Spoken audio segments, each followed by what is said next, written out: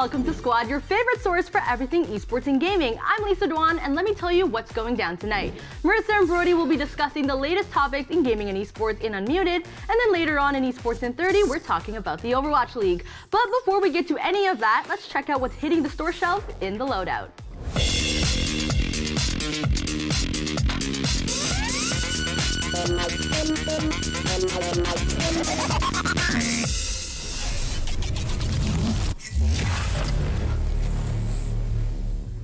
I won't ask again.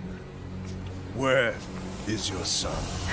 Amicia! If you're afraid of rats, you better look away from this next game because it's absolutely full of them. A Plague Tale: Innocence is set in the 14th century France, just as the 100 Years' War and Black Plague are getting underway. You play as Amicia, a girl on the run from the Inquisition, along with her younger brother Hugo. Of course, with there being a plague and all, there are also hordes of rats that will tear you apart, and you have to avoid them. I wasn't kidding when I said this game would be hard for people who are afraid of rats. A Plague Tale mostly consists of survival puzzles that Amicia and her brother will have to navigate if they hope to survive. Sometimes that means distracting rats to sneak by them. Other times it means luring a horde of rats to eat some unsuspecting guards, yum. But don't feel too bad, because those guys would probably kill you anyway. You'll also be able to craft items that will help you solve puzzles, and you can use a sling to stun guards who catch sight of you. This is the first major game from Asobo Studio, but buzz has been building over the game's strong story for nearly a year. And if you're on the lookout for that, there's no better game to pick up this week than A Plague Tale: Innocence.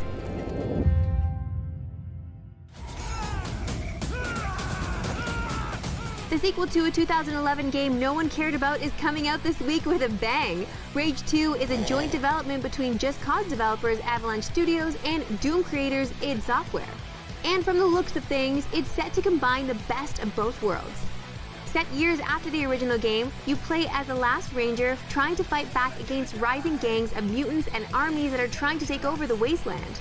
That means shooting a lot of people with a lot of different guns, including mounting weapons on vehicles and blasting enemies on the open road. But you also have access to special nanotechnology powers that let you double jump, create bullet-blocking barriers, create gravity walls, and so much more. And rather than rely on the first Rage's color palette of brown, brown, and slightly browner brown, Rage 2 is bursting with life. Pinks, greens, yellows, blues, and blood red pop in the environment, which is far larger and way more diverse than the first game. Say what you will about the game, but the world certainly doesn't look boring. Rage 2 has come a long way since it was first leaked, and while we're still a long way away from playing Doom Eternal, Rage 2 will definitely help pass this time well.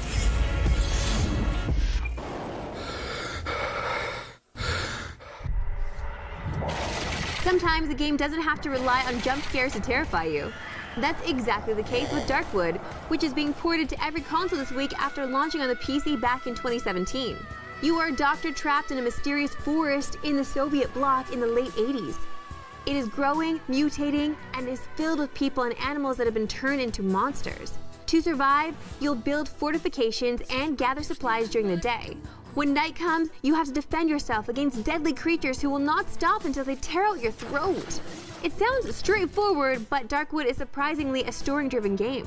You meet survivors scattered throughout the woods, and how you interact with them will determine both how you'll survive and how the game will end. And in all but the hardest difficulties, there's no permadeath, but that doesn't mean there ain't consequences to dying alone in the woods. Darkwood is a very atmospheric horror game, and its focus on choices helps it to stand apart from other horror games. For those looking to play unique horror games, Darkwood definitely fits the bill. Man, this game is awesome! My paws actually are on fire! We usually highlight interesting or cool games on the loadout, but it's impossible to do that with Bubsy Paws on Fire, the latest sequel to a franchise that should have stayed dead. For those who don't know what Bubsy is, he's an anthropomorphic bobcat who stars in a self-titled series of platformers. The franchise is frequently mocked for being a series that no one actually likes.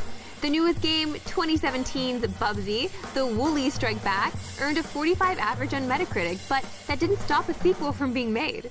The good news is Bubsy Paws on Fire is developed by a different developer than the ones who made past games. Better still, you can also play it for longer than an hour without reaching the end of the game. There's multiple characters to play as, over 100 levels, and a new combo system to beat up enemies with. It actually looks like it won't be as bad as the past games in the franchise. And as the game itself says, Paws on Fire is for both Bubsy lovers and haters. And who knows, maybe this game will make people stop hating the Bubsy franchise for a couple of months at least. Yes, Uncle Bubsy, it's all you, as usual. Unbelievable.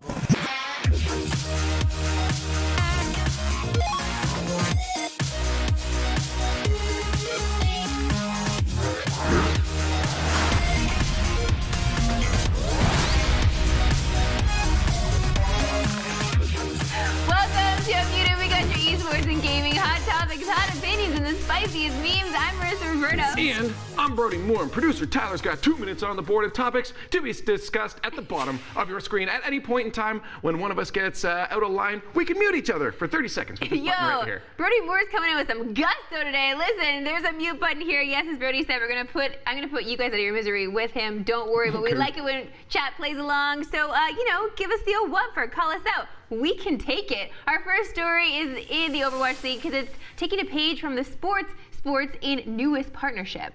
The OWL announced this week that it would be partnering with Upper Deck to create trading cards for the league. The first set of cards comes out next month and will feature fan favorite players and teams from the first season. In addition, Upper Deck will create rare cards that have players' autographs on them, as well as stickers, posters, and other memorabilia for the league. So, Brody, esports trading cards, doesn't it make sense? This sounds like the greatest idea I've ever heard. I really like this idea.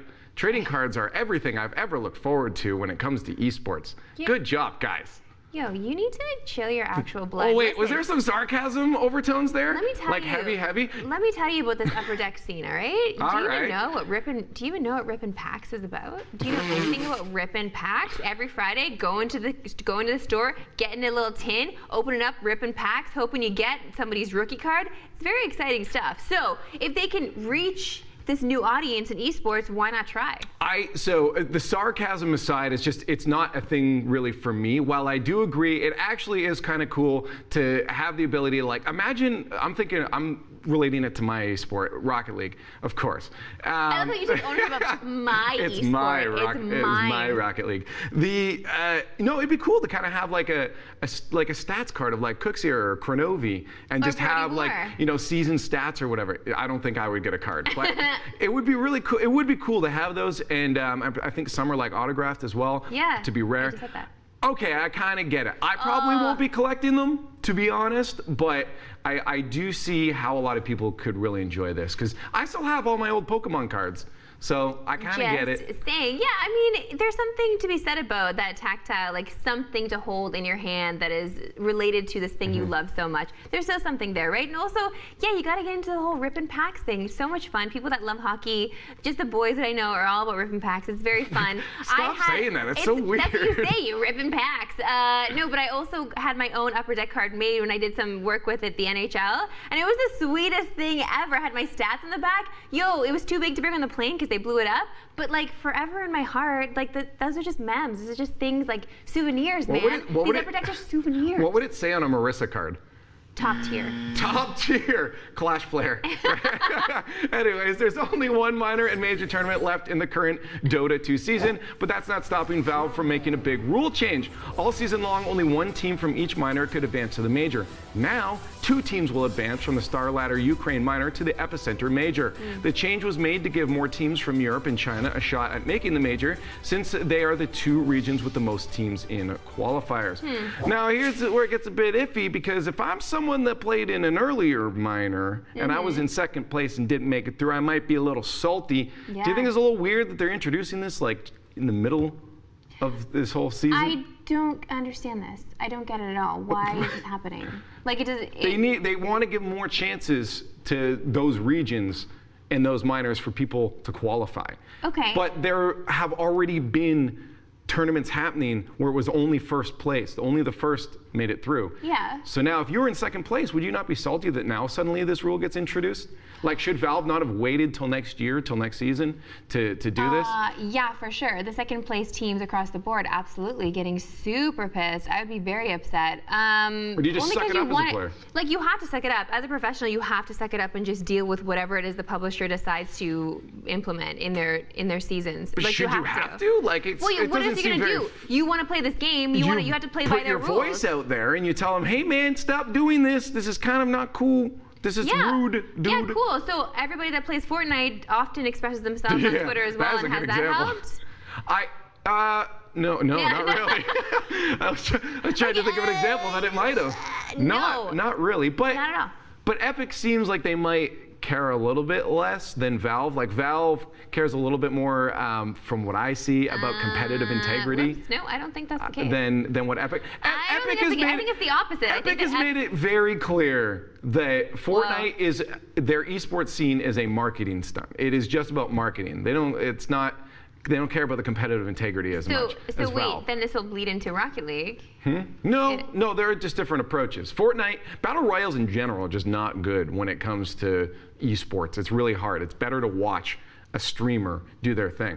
The way off track here. The point is that Valve... I like watching Brody maybe dig himself a hole with his new onus, his new overlord, Epic. I am not owned by anybody. I am not owned by anybody but myself. And me. Now let's move on. In League of Legends, Riot Games released a number of free cosmetics to celebrate the mid-season invitational. The problem is that one of the free finishers is reported to trigger seizures in players with photosensitive epilepsy. That sucks, but Riot's response was actually worse. When a player asked that a toggle be added to turn off the effect, a Rioter said that the team had debated adding a toggle before the finisher was released, but decided against it even though they knew it was an issue. Whoa, Brody. Should Riot have not taken the time and added a toggler? I mean, you need to toggle it. You gotta toggle. It sounds to me like Riot just wants to keep digging themselves holes here.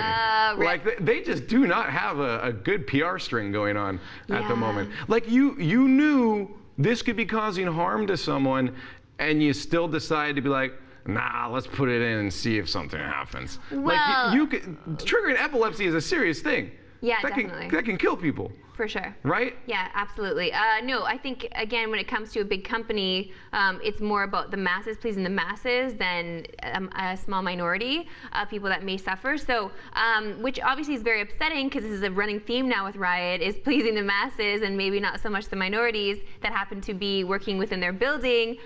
Shots fired. But I just don't know why, like maybe that being put into place would maybe make something happen in game, like it might trigger some other things, like maybe they just haven't figured out the system yet, the algorithm to make that work and also work in game. Maybe it was just like a really weird way of diverting attention away from all their other issues in-house. We're like, yo, we're actually just killing people, it's okay. There's no sexual harassment going on. It's a bad decision, but maybe that was their plan. I mean, that is breaching. Like, that is a stretch and a deep that is reach. half of my arguments. Yeah, I don't know if that is the case, but I still don't get why. Like, maybe can somebody at Riot or a Rioter maybe just explain a little further, like why? Because they said they thought about it, but then didn't do it. Okay, but what was the reason? Yeah, you can't just leave it there. You got there had to have been a meeting that took place, because if they thought about it, I mean, it's on a board somewhere. Somebody brought it up. Somebody it's on a whiteboard. It's on a whiteboard somewhere, right? Maybe the janitor came by and erased it, and that's why they didn't put it. Add toggle, and he came by and bumped into it, and now it's not there, and that's why people are having seizures. That makes me sad. I don't want people to be sick or have seizures. I don't think most people do, except Riot, apparently. Anyways, I'd like to start off our last story by saying happy birthday to Discord! The gaming chat platform is celebrating its 4th anniversary this week, and the company announced just how big it has gotten in that short span of time. Over 250 million users are registered on Discord, with 56 million active users every month. Discord launched a storefront and a subscription service last year and is currently valued at over $150 million US. That's honestly surprising. I would have valued them a bit higher than that.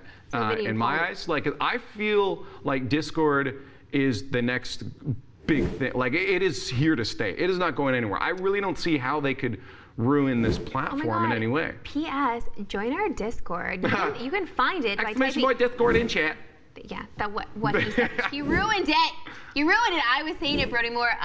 Yes, no, it's very exciting. I feel guilty. I have guilt because I have Discord. I do not utilize the platform as I should. And I rarely check into our Discord that I just plugged to you, by the way. And I need to. So, I mean, I guess explain to people that don't use Discord, why is this platform so important and why should more people jump in? Discord is so cool because it gives you the ability to create a hub, not only just for all your games, adding the dashboard and adding a store, but it gives you a hub for a community. Like before you had like TeamSpeak. Sure, there were a lot of people on TeamSpeak and that, but like you had to have the server info. You got to pay for it. This is free. That's what's really important about it. But it creates a hub where you can create. I have a LeafX Discord. We have a Squad Discord. You can have an MROB Discord where you can have text channels. People can talk about whatever they want. You know, I got a dank meme section, so people just spam memes in there. Whether I check it or not, it's up to them. But it keeps them active. It keeps people in tune with what's going on with me. I can post announcements. And you can have voice channels, which is sick. It's all in one, and it's free. And it just like there's no reason to use any other voice thing right now because it's gotten super good. Like there's no reason to use like Skype, TeamSpeak, any of those anymore. Okay, so this would... And they have video chat now. I would use this for, like, I wanted to create my own Discord channel for people that follow me, like, say, on Twitter or whatever. Yeah, you can create a hub for Marissa. Okay, and then people won't DM me, like, hey. Well, they'll probably... it's just, hey. Why are you DM sliding me just saying hey? Like, what do you want me to say to that? I'm not gonna accept you into my inbox, and all of a sudden you can just spam photos of stuff that maybe I don't want to see. I feel like it's a trigger. I don't know. What if... Well, you'll be a little more, it's harder because with a Discord though, if those people are in there, then they can just message. Yeah. Right? So. I don't know, I gotta think about it. Hey. I gotta think about it. Hey. Hey. Hey. It's time to check out what the streamers are up to with Clip It. Our first clip comes from Rage 2, where King Goth the Lion found 2 NPCs playing a rather peculiar game.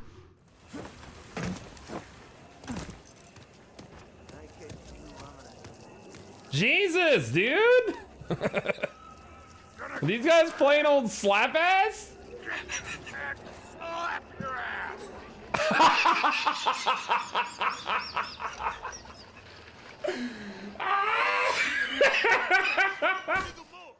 I too like to play slap ass on my off time.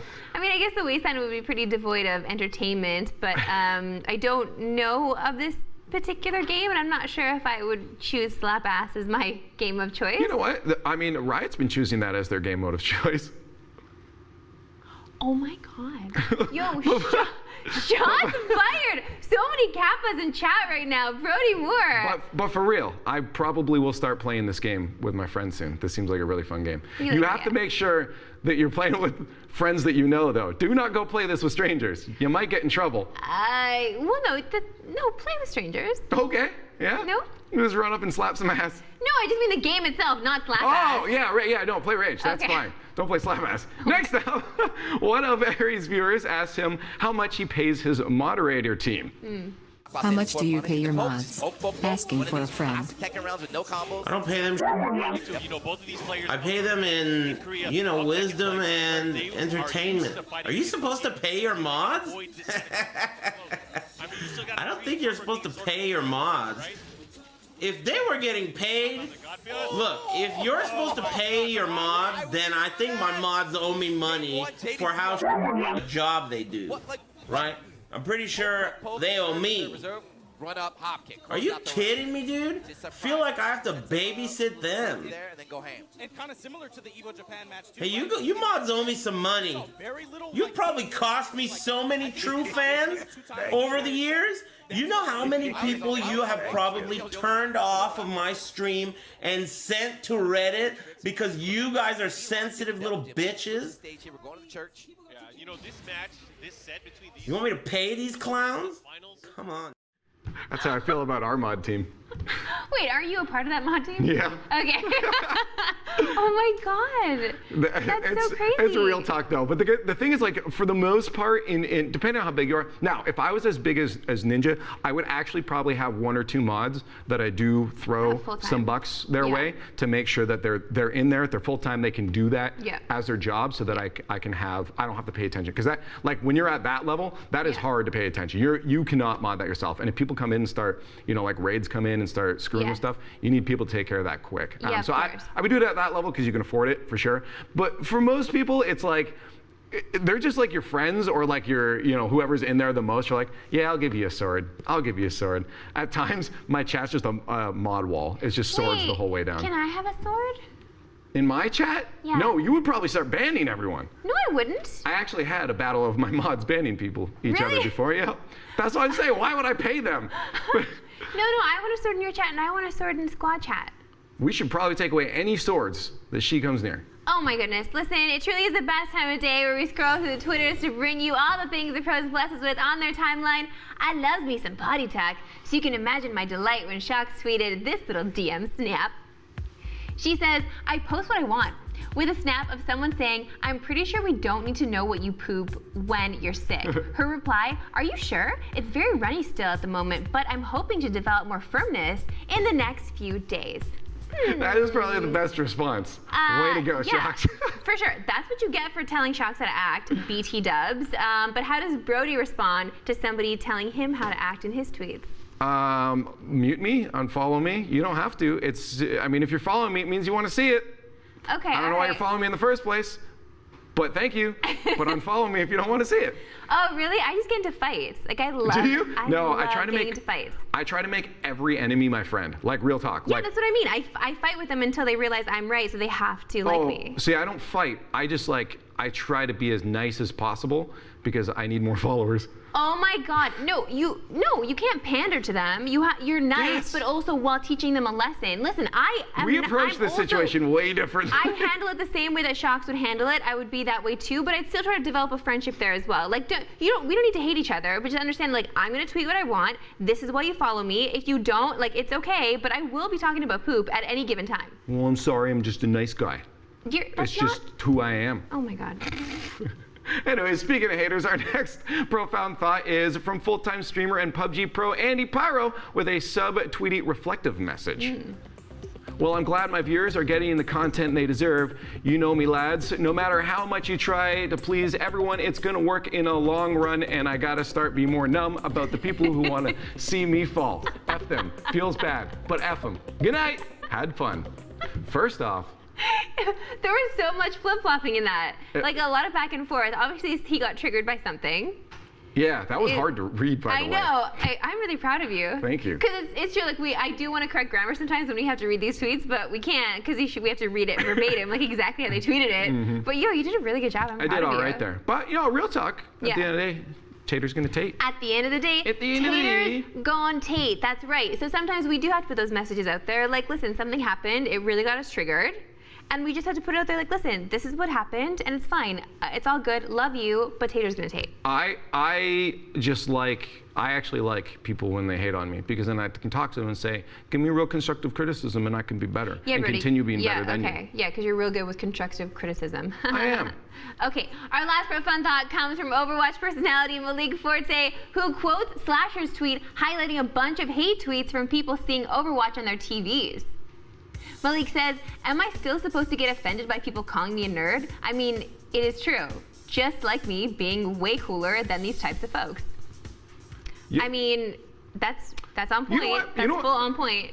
What I will say is some of those, though, you make sure if you're gonna dig into context, and if people are starting to hate on this stuff, please don't be mean to them. You're gonna give us a really bad name. I've seen a lot of people just go and hate on people instantly. Whereas I've gone to some of those tweets, because I've been following all that too, and I went to some guy's account, and he was actually replying to people saying people are like, oh, it's just like you watching sports or whatever. He's like, you know what? I never thought of it that way. It makes a lot of sense. It's not for me, but I guess I can see it. Yeah. So some people do turn around if you're nice. Don't be mean to those people, please. It's true, 100. We have to make sure that we chill. Yes, but okay, so I'll go and search some of these people as well, and I did that some with are dicks. Slashers. Some if you just go through their timeline and see the things they tweet, you're like, you know what? It's better just not even start a conversation because they've already gone a certain way. Like their mind is already set in a certain place that will be difficult to lift them out of that place, right? You can't dig them out of the hole they've already dug themselves in. So you're right. I do think it's important to be nice and just explain. I love the whole sports analogy because it's true. Like you love these sports. These are sports that we like, and that's okay. And we can all exist in this universe. It's fine.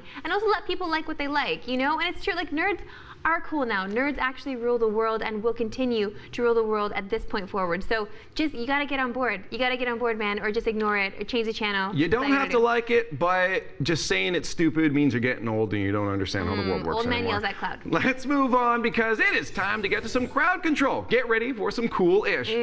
Maybe. I'm still not sure how I'd feel about this. Dr. Pepper is a sponsor of TSM, and they threw this out to the world the other day. TSM, Dr. Pepper. Gonna treat you right. Gonna treat you right. Gonna treat you right. Yeah. I'm just like, I really don't. Okay, you're digging it. I just feel bad for those last two guys. Why? So the first guys had some sick moves, but the other guys had to deal with just like a tossing it. Yeah. That was it. Just. Well, maybe they don't have What kind of dance move is that? I feel bad for them. Listen, They're Brody. probably told to do that. Maybe they do have sick moves and they're stuck with that. Come Not on, everyone Dr. can Pepper. dance like You're Rick restricting Astley. people's creativity. Give us your best Rick Astley right now. Yeah, there we go. That's the one. That'll be Brody's move in the music video that we do next. Listen, I do want to do this though. I love that Dr. Pepper is a partner for TSM. They're the top tier partner. I love that so much. Like they're getting so much money out of this partnership. Plus they're getting sick commercials like that. Are you kidding me? That is top tier. I love it. I'm so jelly. I love Dr. Pepper. When's the full K-pop song come out? That's what I'm looking forward to. I would die. I need this stuff in my life. 3.5 minute Dr. Pepper song. Do it. I watch, I'd share, I'd RT, I'd stan. I know you would. That's right. Our next photo shows us that we all deal with loss different. So me cry. Some. Read your prompter right. Are you serious? Some cry, some laugh. Brody, honestly, some hump.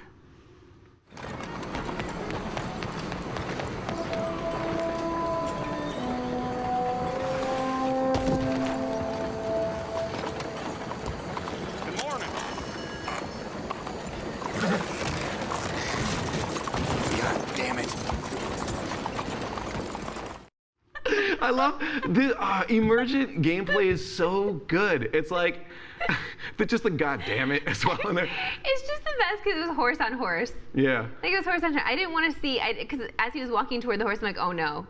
Oh no, because you promised humping and I didn't want to see that, but it was a horse. Brings a It was just whole horse new on horse meaning love. to beating a dead horse. Ah, dang it. All right, Dan, the day off, I wanted to show you a cool game a guy made for simpletons like me. It's a fighting game, but it only uses 2 buttons.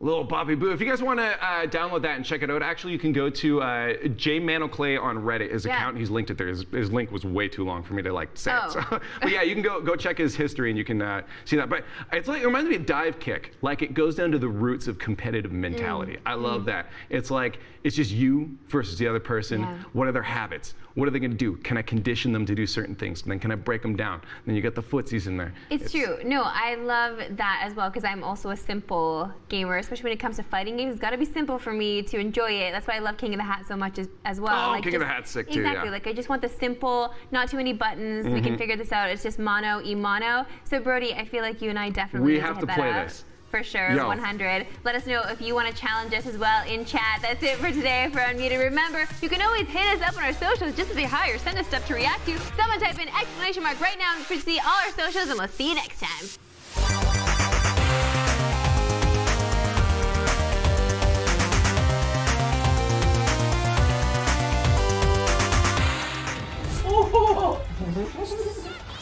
Uh-oh, wrong way. Get away now. Uh-oh. You missing! Oh, shoot. Oh. This is what happens when you have 2 people that just don't play Smash. Just try to play Smash. Because up B is weird. Oh! Oh my god. Oh my gosh! She actually almost comboed me. I didn't even know what I was doing. Oh, shoot. Oh, no, he's got my number. That's right. Remember that if you happen to miss any of the action from the Green Room, you can catch the full VOD on Twitch. And also, while you're there, click that subscribe button to get exclusive access to our emotes and badges. Now, just in a bit, AJ and Ronnie Boy will be joined by Sword to break down the Overwatch League Stage 2 playoffs. But first, let me get you caught up on all the news in Reported.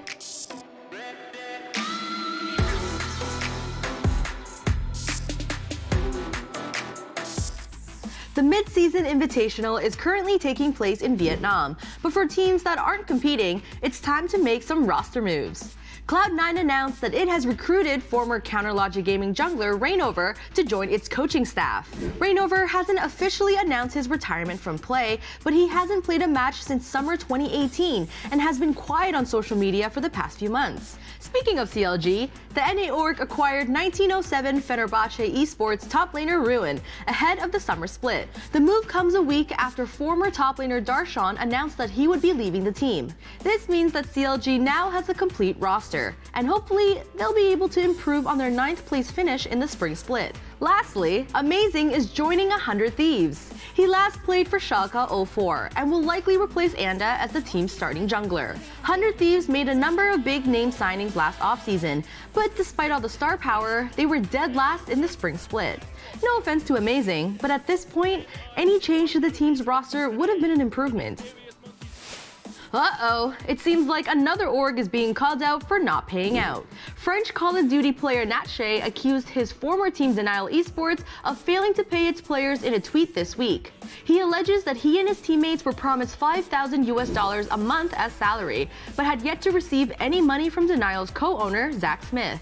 The org also allegedly booked a boot camp at a hotel for a week, but only paid for one night, forcing the players to cover the rest of the cost. In a tweet, Smith said he would be talking to his team to deal with the quote, false allegations, meaning that we'll likely hear more about this story in the days ahead.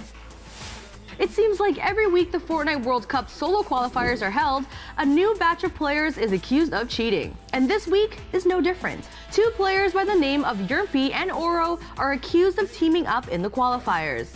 Footage shows the two purposefully ignoring each other and focusing on other players, which is a violation of the collusion rules in place during the qualifiers. 2 weeks ago, Epic Games banned a player who qualified for the World Cup for breaking those same rules. The difference with this incident is that neither player managed to qualify for the World Cup final in either of their 2 matches. Epic most likely won't make a statement on the two as a result, but the message is clear. Cheating will not be tolerated.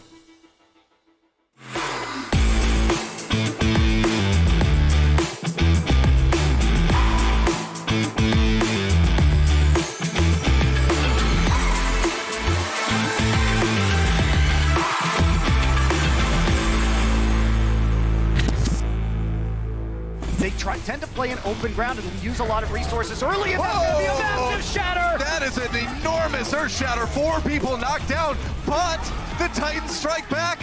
How did they do it? The counter shatter was there. Self-destruct from the Titans too, pushing everybody in the shock out of position. Now the grab comes in, and there's not much defense for this. Bumper knock back as he tries to charge. That saved Rascal's life, actually. It did! But Super needs saving too. Self-destruct. Okay, Titans. Somansu down. How in the world did they lose him? That's crazy. Slime out of the way too. Bumper gets the kill on Super, but it's all stopped right now. It's going to be 20 seconds. Good evening, everyone, and happy Tuesday to all you fine internet citizens. Welcome to Esports in 30. I'm AJ Fry. This handsome man right here is Ron Renanthra Lee, and you're here because for the next 30 minutes we're going to be talking all about Owls, the Overwatch League. Either that or you misclicked, in which case, why don't you stay a while and listen as we talk about the incredibly amazing Stage 2 playoff action. It was hotter than King's Landing, Ron. King's Landing? It's a reference that you won't understand, but I know about King's Row. That's one of the maps. Is King's Landing from a different game? It's from a... So we're straying from script is what you're saying. I just took us on a... I'm telling the boss. I'm going to tell the boss. You should keep your job. The boss is listening. This is being produced right now. You're right. I don't know where I'm going with this. Continue. I got nothing. Okay, well, fine. Let's move on. Before we welcome our very special guest and friend of the show, Alex Sword Sinkowitz, let's get fired up with these highlights from the Stage 2 playoffs.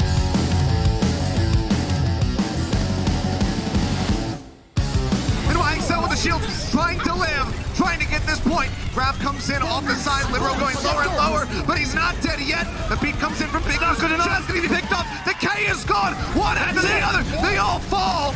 Roar charges in from the side, manages to find one, but he is all by himself with a baby Eva, and Jonak is taking names left and right. They're gonna get the point. They're gonna get the series. NYXL. Jackals of damage.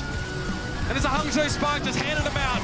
Shot after shot and hit point by hit point. The Spitfire are cut down to size. And now it's going to be a transcendence for Bedoshin on the point to try and keep this thing alive. But they just get handed an L. They will not join that illustrious club. Oh, this one's over. This one is absolutely over. Style points going to the Vancouver Titans. And as clean as it gets, the one death, the only one for the Vancouver Titans. Where Bastion can turn into a turret. Oh no! Very difficult to violate. Oh, too violent! Normally a support player, now playing the Sniper and Widowmaker, and he's found too. The Shock are playing this weird composition because they're just here to have fun, and they know all they had to do was find the one kill. Still stalling out, getting themselves more percentage. Slime somehow pulls it out on Jonak. Slime is still alive somehow is what is ridiculous about this. That guy just never says die. And now you've got 5 alive here for the Titans, and they are still trying to stabilize. New York 5v5 back here. I mean, Jonak is gone, but now we've lost Mono, and that can make all the difference. Libero's down next without the tank there to keep him alive, and we are going to have Nene throwing in the grab, but it might be too little too late. I can't believe how Slime just carried that fight. Open ground and use a lot of resources early, and that's going to be a massive shatter! That is an enormous earth shatter. 4 people knocked down, but the Titans strike back. How did they do it? The counter shatter was there. Right, sound barrier, Shock, re-engaging both teams using that Lucy ult to get the extra shield. Bumper so low, but he's going to fall to Janu. The counter, self-destruct makes the play. And they finally break through here. Another grab? Back on the Janu. Yeah, another grab from Sinatra. Self-destruct from the Titans too, pushing everybody in the shock out of position. Now the grab comes in, and there's not much defense for this. Bumper knock back as he tries to charge. That saved Rascal's life, actually. It did! But Super needs saving too. Self-destruct. Okay, Titans. Somansu down. How in the world did they lose him? That's crazy. Slime out of the way too. Bumper gets the kill on Super, but it's all stopped right now. It's going to be 20 seconds. The Titans, they need to scramble. Shock might have just done it. Summon Soon knocked down. He's taken out Soon. Janu down as well. And the Shock, they may have done it. Only Bumper remaining. Hawksalt just trying to stay on the point, but that's going to be it. The grab from Sinatra comes in, and the Shock have done it. They are your Stage 2 champions. Yep, the Shock took it home, and damn, they earned it. About as close as a flawless stage as we could have asked for in the OWL so far anyway. Now to talk about the Shock's performance and so much more, we're welcoming back Mr. Alex Sword Simkovich. I said it better this time. Welcome to the couch alongside Mr. Ron here. Yes. You guys old friends, ready to geek out about Overwatch? Oh, nice to see you again. Nice to see you, yeah. Totally not rehearsed. No, definitely not. No. Totally genuine handshake. Dynamic, We didn't meet in the back room earlier or anything. First time? This time I actually got to shake his hand. You know, I missed it a few times. But Did you do that? Yeah, you know. I'll do it again. Good measure. There we go. There we go. Can we talk Overwatch now? Yeah, sure. Okay, yeah, Okay. why not? So I was expecting the Titans to actually take this one out, but then again, The Canadian bias in you. it's the smooth brain of mine. Yeah. Wrinkles. Everyone seemed to think Shock would definitely win this one going into it. Were you guys surprised, or was this pretty much exactly how you expected this to play out? Well, honestly, to be honest, it goes back to stage 1, right? Where Shock and Vancouver were at it, at each other's throats. Yeah. This time they were able to get the revenge. They were able to be very clean, I would say, overall with Series 2, 4-2, and they made a statement. So now it's all about Vancouver. Can they bring it back for stage 3? Yeah, I mean, we had Mineral on last week, and he was very, very confident. He's like, you know what, Shock, I have a good chance to win this. And, you know, you and me were like, no, Vancouver's got it. But, you know, I guess that makes two smooth brains in the office today. But, I mean, the Titans were thus far undefeated. Obviously, the Shock have come together. They've improved their game. What was it? What were those magical ingredients? What was the recipe that they followed to find this success? I think aggression. A big thing in this new GOATS patch is aggression. You see a lot of teams, for example, Nixel and Gladiators, they played a much slower GOATS, a more passive GOATS. And with the new Lucio changes and Brig and all those other kind of changes to the GOATS formula, you see that teams that aggress first, the teams that play very well, and aggressive usually are winning these fights. And a lot of it comes down to the Reinhardt, how long he can survive. Super insanely clutch player, huge for that team. Yeah, I really agree with that. I think a lot of people look at Bumper and, you know, he's kind of garnered the stereotype of like, he's so aggressive, you know, he's like always in there. But statistically, he actually takes the least amount of damage of all the main tanks in the league. So he's just really good at ping pong and kind of going in and going out. But I guess when we go to this final, wouldn't him statistically taking the least amount of damage potentially indicate that he just dies so much that he's not around to take that much damage? I mean, like his you team. You could look at the footage and make that argument as well. But I think the key is mainly that if we're looking at teams that execute aggression better, it's like Sword said, Shock really has aggression nailed down. Whereas I think, despite the normal stereotype of Vancouver, they play a lot more balanced game and know when to push their buttons right. And it goes back to what Ron was saying before with ping-ponging, right? They do a very good job with ping-ponging the aggro between multiple members, multiple of the tanks, and even the Brigade, to where they get that max value with cooldowns and healing, which really brings the GOATS together. Well, we do have to give them credit for, you know, building on everything, bringing us to this moment. But we also got to credit one of the key players on the team, Sinatra. Yeah. I mean, as much as everyone praises Super and the whole dynamic between Bumper versus Super and that whole thing, but Sinatra, you were telling me about these amazing, incredibly detailed plays that he was calling involving Troy, blocking trance. How does this even work? Yeah, so the way Transcendence works is, despite it looking like an area of effect ability, it operates on line of sight. So if Zenyatta can't see you directly, you don't actually receive the healing. Right. So certain abilities in the game, like Winston's Bubble or Zarya's Projected Barriers, if you are standing in front of them with one of those on you and blocking the line of sight between your Zenyatta and whoever his ally is, they don't actually receive the healing. Wow. So Choi Ho-bin would do a really good job of when the trance would go off, flying between you know, like Twilight, for example, and whoever he's trying to heal, and then Sinatra would give him the barrier, meaning whoever he was trying to heal wouldn't receive that massive speedy heal. And there's a point where he did it on Watch Point Gibraltar, doing that bubble combination really, really well and blocking off trance from 3 people, nailing him in that fight. He did it a couple of times over the course of the entire series, and that's a really hard play to coordinate consistently. Well, for sure, I agree. Shows you why they deserve the win. But finally losing their first time in their entire time here in the Overwatch League, the Titans.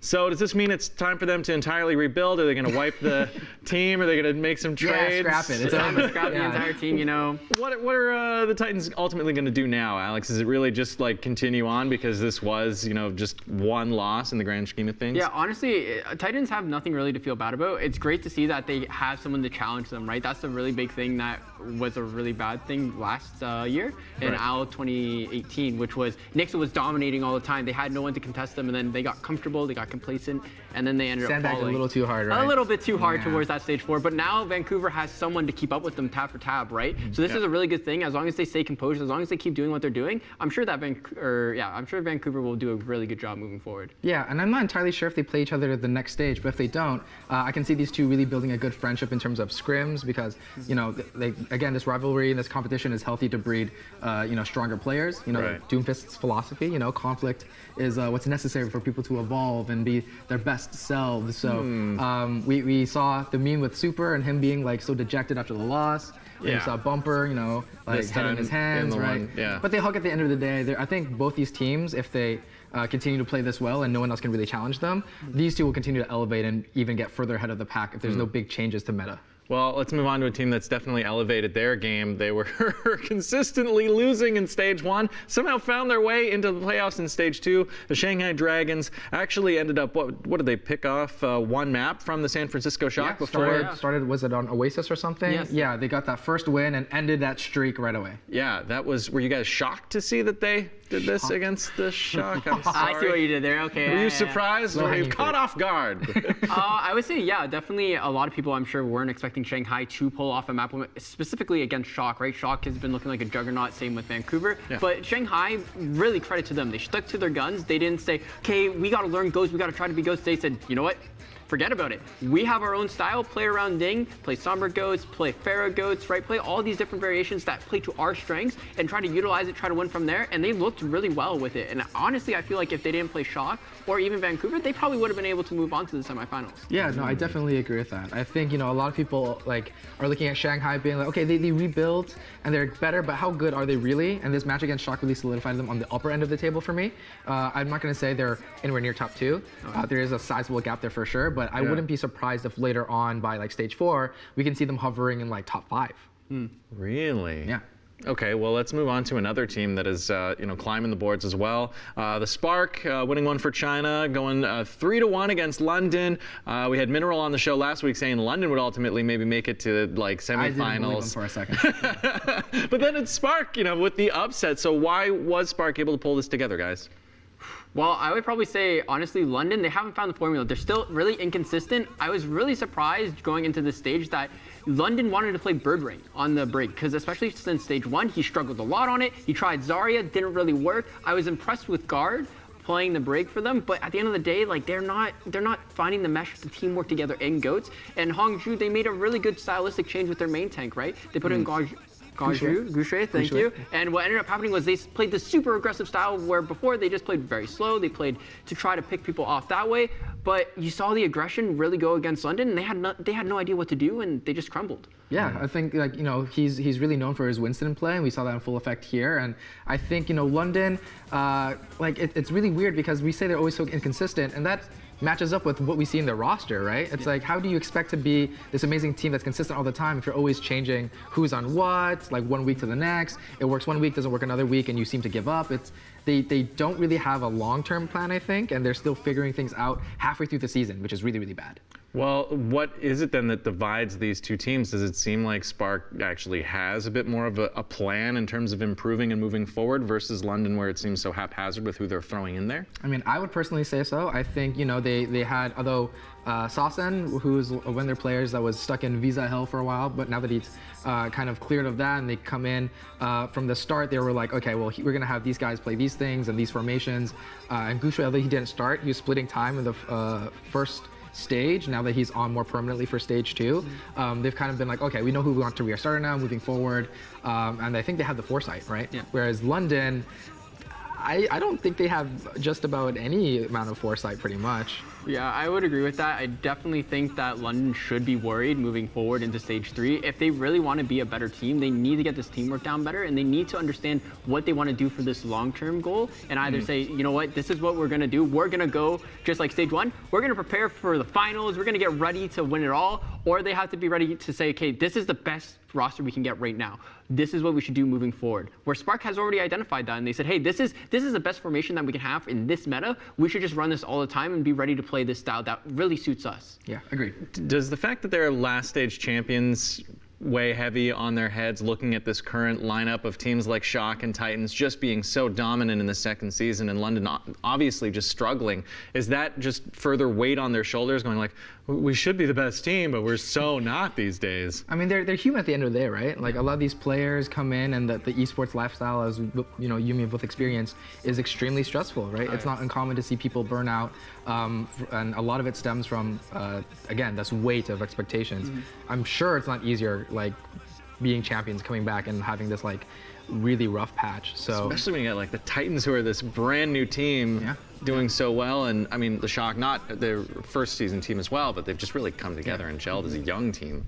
There's no excuses for London, basically. So they're like, it's either we have to do this or we don't, and right now they aren't. They're losing their own game, essentially. Yes, exactly. Well, let's talk about the Gladiators, who were doing quite well, but ended in disappointment against the NYXL.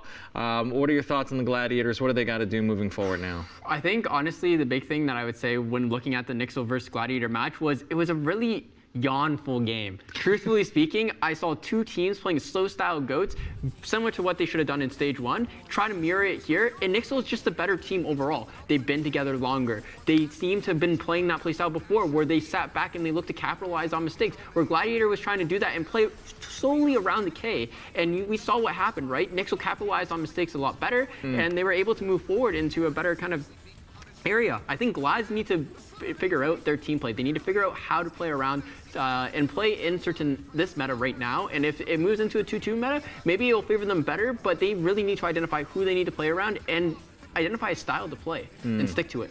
So Alex is saying that Roar was more yawning than roaring this time. What are your thoughts, Ron? Yeah, no, I agree with that. I think like a lot of times Roar is also like caught out often. He's bailed out by Decay, and Decay's definitely worth the money. I think he's an amazing player, and when he's like on the ball, he can really get the game rolling for them. But because so many other people on the team are making small, minute mistakes, and he's having to bail them out so much, he can't really use bubbles in a way that let them play aggressively, because he's like, well, you're about to die, let me hold up a second. Oh, you're about to die, okay, well, we need to wait a little bit more. And those tiny things add up, those seconds add up and add up and add up, and every, what is it, like 8 seconds on barrier, it doesn't seem like much, but to get your team to like compose themselves and reset in a way they can actually move in as a unit, it takes a lot of coordination that they just don't have for some reason. And we even saw their head coach Deepe like go to Twitter, put like a little Twitlonger post saying, you know, like, I'm the head coach of this team. I know we really have bad showings during playoffs, and we're not exactly sure why that is yet. Just bad, like never winning a game in playoffs. Yeah. But they make playoffs at least. So he's like, you know, why is it that we can get here, but we're always so close yet so far? We crumble when we get there. And I think what Ron's saying with how they manage their cooldowns, how they support Roar is a really big thing with them, right? And the big thing shows in their team fights. If you look at the mid-game team fights against Nixel, a lot of the times Nixel is more oriented. They know what they want to do. They're organized. Where Gladiators, they're going for chaotic mid-fights, and it shows that they just really don't know how to push together as a team and utilize these cooldowns in a proper way, like Ron's pointed out. Yeah, if you're going to play chaotic style, you might as well go full Chengdu and just play like 3 or 4 DPS. Exactly. So what if you were coaching this team, how do you coach that element of when the fight's breaking out, when it's just pure chaos? Like what motivated, like how do you break that down? Do you watch VODs and just go like frame by frame, kind of explaining what everything should have been and hope that those lessons stick in the minds of your players? I think a lot of it, when it comes down to like playing on stage and stuff like that, when you have 6 dudes, if you practice one way and you get to stage, sometimes it's just a different beast entirely. I don't know what their scrim record is, right? Maybe they're really organized in scrims, but it seems like when you get on stage and the stakes are high, things crumble. I hear you know, good things from other teams about Gladiators and scrims. You know, they seem better today. They seem like on a good day they could really be top 4, top 3 even. You know, they're dominant when it matters. Or sorry, they're dominant when it doesn't matter. Yeah. Right? And then it's Scrimbucks. Exactly, Scrimbucks. And eventually, like maybe they're just like the big plan is they're waiting for like the stage 4 final or whatever, and then they cash all them in, and it's like, okay, now we finally win one. It's really dramatic, right? I would approach my players and say, you know, we need a dominant voice, right? We need a clear direction that's organized beforehand.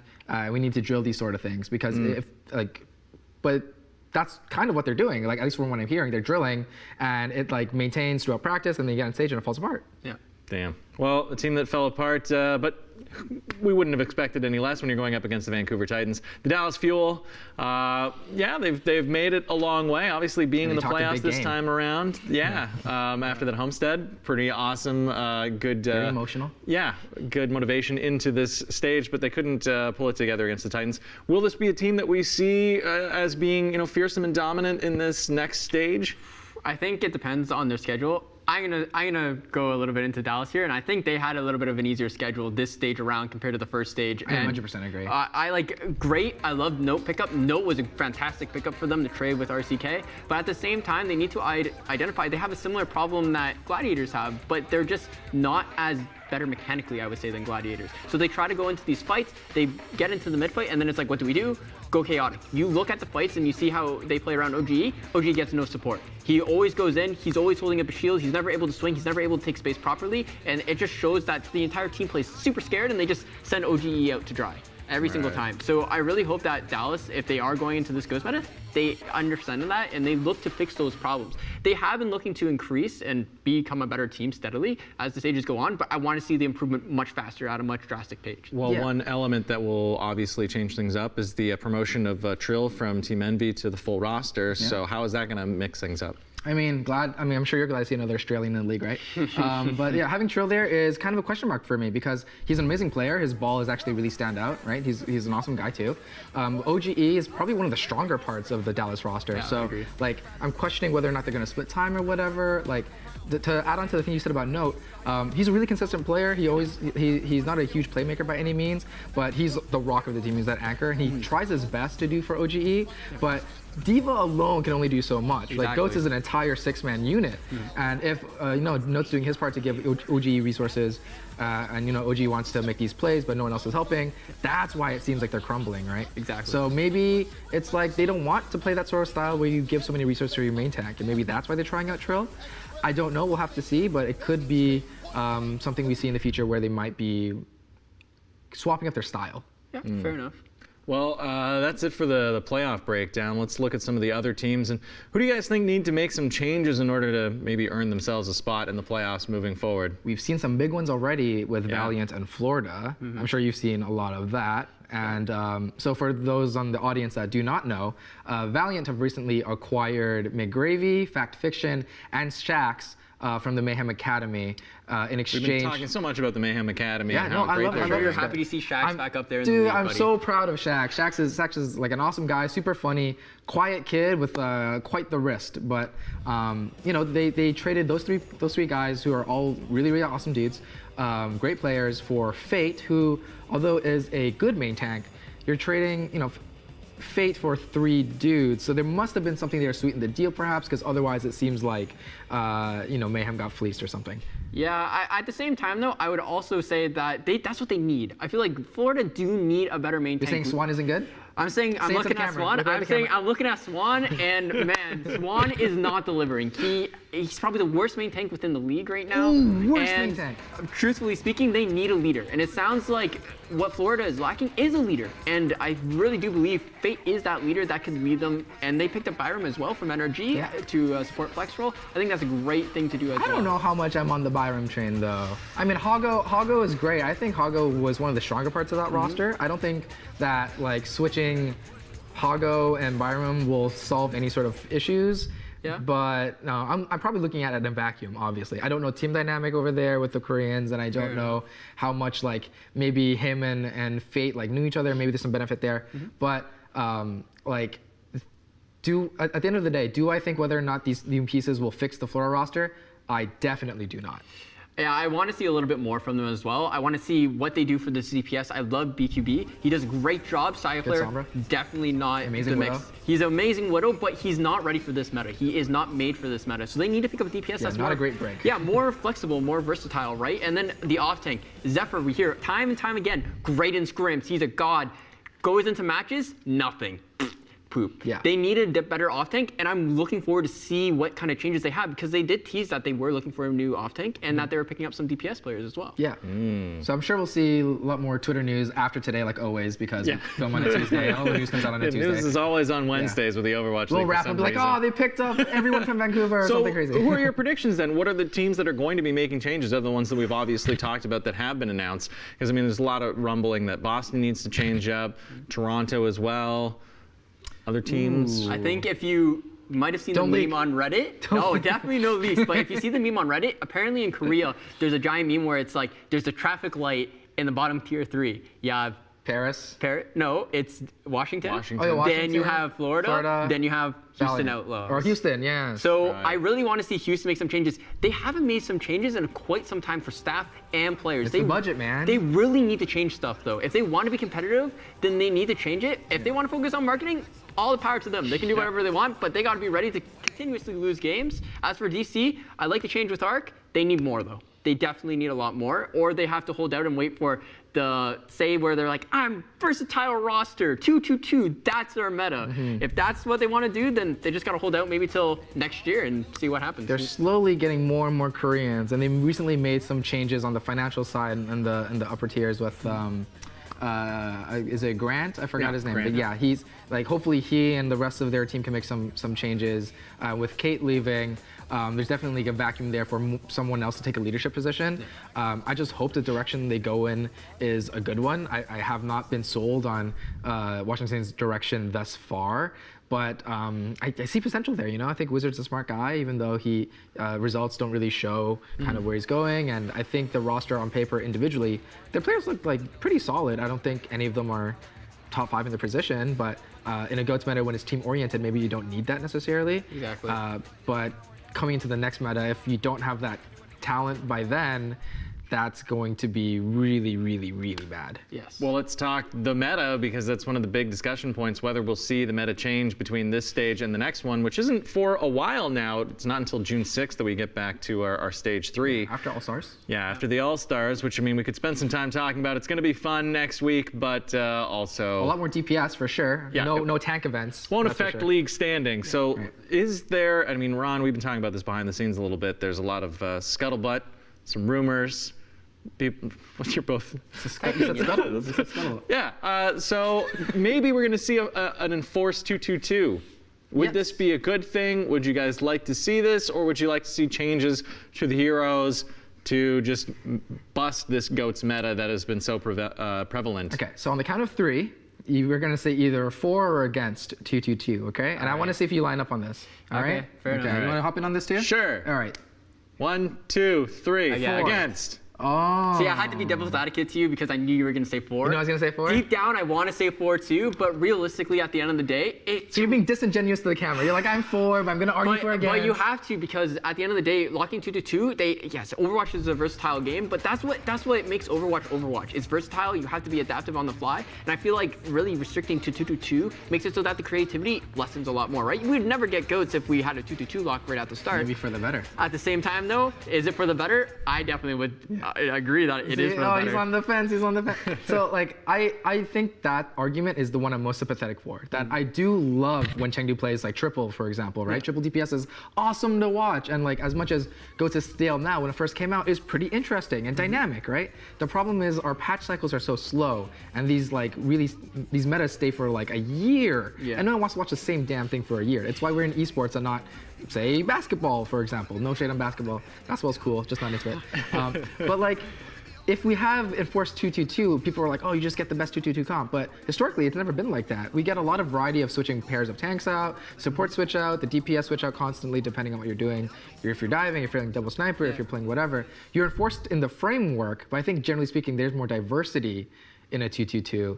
Never as cool as GOATS, if you think GOATS or 3-3 is cool, or triple DPS. Never like that out of the box and interesting, but it's better than playing the same thing over and over and over and over. Yeah, you could say that, or I could just say that Blizzard do better patchwork because your patchwork sucks. Yeah, if you patch faster too, maybe GOATS would be dead and we wouldn't, like, we could have the diversity on top of some 2-2-2 mixed. Yeah. I think that's the best of both worlds. But like we've heard Jeff Kaplan say that, you know, we like the idea of 2-2-2, right? It makes balancing a lot easier for us. We can pump out patches so much faster if it's 2-2-2. Because, you know, patching for 3-3 means you either kill the comp entirely or you have to worry about all these other ramifications because of other weird combinations that might happen. But you have to keep 2-2-2 as your mandate for league play. You couldn't do it for standard rank progression. It's got to be both. But then your player pool, you were telling me, anyone who wants to lock DPS is going to have to wait like 20 minutes to queue for a fight. And that's why they haven't implemented rule queue yet, because they're trying to make sure wait times are even. If you're a tank player, you'll get a game instantly. If you're support, it's about the same as it is now. If you're DPS, you'll have like like a 20-30 minute wait queue because they're most popular. So hey man, go to OCE if you want a long wait queue. 25 minutes for a queue. That's why we don't play in OCE. No, thank you. I'm happy here in NA lining up for that. Are the calls over there like Australian? Like, can you understand what they're saying? We got just minutes left. Okay. What if they implemented like roll queue for certain maps in a given match, or too complex? Only did 2-2-2 for say stage 3 of OWL and then took it away so that people could play whatever they want. Too wishy-washy. Too wishy-washy. Yeah, I would agree with that. You want to keep the core simplicity, right? Yeah, I would agree. Core simplicity is key there for sure. Yeah, I mean, Overwatch is already like a hard game for people to get into and spectate. If we like start making these little nuanced rules and intricacies, people are going to be even more turned off. Yeah. And they're already super turned off already if they're like on, watching from ABC on the TV, for example. So we don't want to make them any more angry. See all of those tweets, but hopefully we have enlightened you as to Overwatch happenings.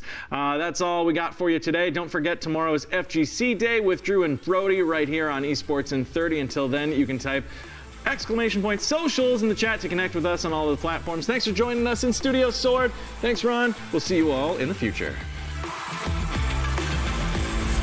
Thanks, boys, for getting us all caught up on everything Overwatch League, and shout outs to Red Bull as well for fueling us in the green room. Remember, we'll be back tomorrow in the green room at 1 p.m. Eastern time playing more games, and we're back that night at 8 p.m. with another Unmuted, and we're talking fighting games in esports in 30. Until then, you can catch us on all our socials at Squad State. So until tomorrow, we'll see ya.